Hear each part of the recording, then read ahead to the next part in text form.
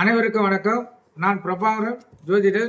இப்போ நான் என்ன சொல்ல போறேன்னா, இன்றைய நாளுடைய சிறப்பை தான் சொல்ல போறேன். கருத்தில் கொள்ளுங்க. விஸ்வாசி சித்திரை 6 சனிக்கிழமை, ஆங்கில வருடம் ஏப்ரல் 19, 2025. இன்று கீழ் நோக்கினால் கருத்தில் கொள்ளுங்க. அதே போல கரிநாள் சஷ்டி விரதம் கடைபிடிக்கப்படுகிறது. நட்சத்திரம் இன்று காலை 7:19 வரை மூலம், பின்பு பூராடம். திதி இன்று பிற்பகல் 3 வரை சஷ்டி, பின்பு சப்தமி. யோகம் ஒன்று இன்று முழுவதும் சித்த யோகம். சந்திராச நட்சத்திரம் மிருகதிஷ்டம். ராசி ரிஷமம் மிதுனம். நல்ல நேரம் காலை 10:30 to 11:30, மாலை 4:30 to 5:30. கௌரி நல்ல நேரம் காலை 12:30 to 1:30, மாலை 9:30 to 10:30. ராவு காலம் காலை 9 to 10:30.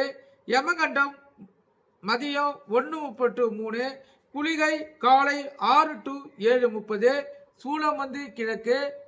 சூலம்னா கற்பூரம் ஏற்றுறது, விளக்கு ஏற்றுறது கருத்தில் கொள்ளுங்க. அது கிழக்கு சைடு பார்த்து ஏற்றணும். அதே போல் குளிகைன்னா மாந்தின்னா குளிகை. இந்த குளிகை டைமில் எந்த நல்ல காரியமும் எந்த கெட்ட காரியமும் செய்யக்கூடாது.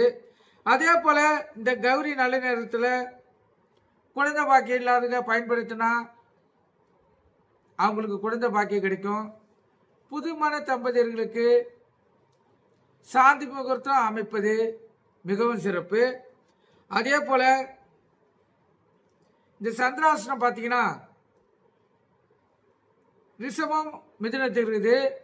சந்திராசனை பொறுத்துவிட்டோம் ராசியை 50% பாதிக்கும், லக்கணத்தை 90% பாதிக்கும். அதனால இந்த ரிஷப ராசி ரிஷப லக்கணம், மிதுன ராசி மிதுன லக்கணக்காரர்கள் வண்டி வாகனத்தை செல்லக்குள்ள மிகவும் கவனமாக செல்லணும்.